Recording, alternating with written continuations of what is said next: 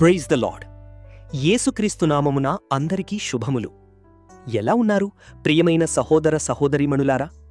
దేవుని కృప వల్ల మీరు అందరూ బాగానే ఉన్నారని నమ్ముతున్నాను. సరే, ఈరోజు మనం దేవుని వాక్యము చూద్దాం రండి. ఈరోజు వాక్యం కీర్తనలు 32:8. నీకు ఉపదేశము చేసెదను, నీవు నడవవలసిన మార్గమును నీకు బోధించెదను, నీమీద దృష్టియుంచి నీకు ఆలోచన చెప్పెదను. ప్రియులారా, ఈ వాక్యం దేవుని యొక్క ప్రేమను, ఆయన శ్రద్ధను మనకు ఎంతో అందంగా చూపిస్తోంది. ప్రియమైన సహోదరీ సహోదరులారా, దేవుడు నిన్ను వదిలిపెట్టలేదు.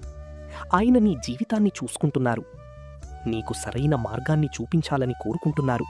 నీకు మంచి ఆనందకరమైన జీవితాన్ని ఇవ్వాలని ఆశపడుతున్నారు.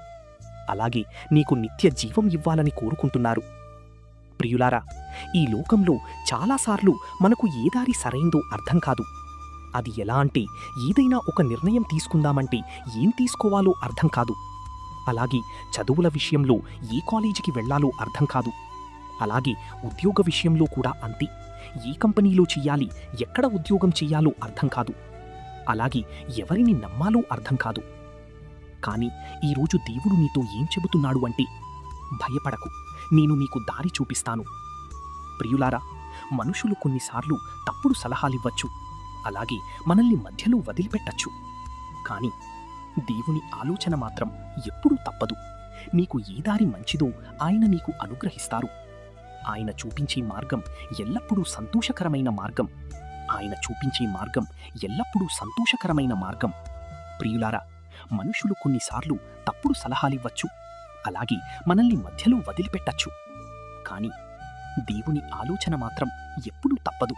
నీకు ఏ దారి మంచిదో ఆయన నీకు అనుగ్రహిస్తారు. ఆయన చూపించే మార్గం ఎల్లప్పుడూ సంతోషకరమైన మార్గం. ప్రియులారా, నీమీద దృష్టియుంచి అని వాక్యం చెబుతోంది కదా.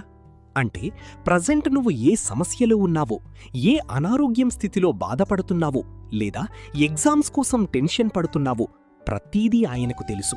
ఎందుకంటే ఆయన దృష్టి నీమీద ఉంది కాబట్టి తప్పకుండా ఈ యొక్క శోధనన్నిటి నుంచి ఆయన విడిపిస్తాడు. ప్రియులారా, కొన్నిసార్లు మనం కంగారు పడుతూ ఉంటాం. ఏంటి, దేవుడు ఇంకా నాకు సహాయం చెయ్యలేదు, దేవుడు నన్ను మరిచిపోయారా, అసలు దేవుడు నన్ను చూస్తున్నారా అని మనం ఏం చేస్తామంటే తప్పులు చేస్తాం, అలాగే నిరాశపడిపోతాం. ప్రియులారా, గుర్తుపెట్టుకోండి, దేవుడు చూపించే దారి కష్టమనిపించినా చివరికి అది ఆశీర్వాదానికి తీసుకువెళ్తుంది. ఇది సత్యం. అయితే దేవుడు చూపించిన దారిలో వెళ్లకుండా నువ్వు నిర్ణయించుకున్న దారిలో వెళ్ళావంటే మొదట్లో బాగానే ఉంటుంది, చివరికి బాధను ఇస్తుంది.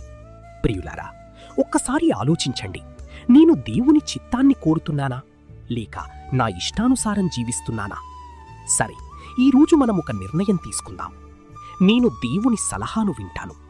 ప్రియులారా, దేవుడు చూపించే దారి తప్పదు. ఆయన ఆలోచన నీ జీవితాన్ని కాపాడుతుంది. ఇదే దేవుని ప్రేమ. ఇదే నిజమైన మార్గదర్శకత్వం. ప్రభువైన యేసుక్రీస్తు వారి కృప నీకును మీ కుటుంబాలకును నిత్యము తోడయ్యుండి ఆశీర్వదించునుగాక. ఆమేన్.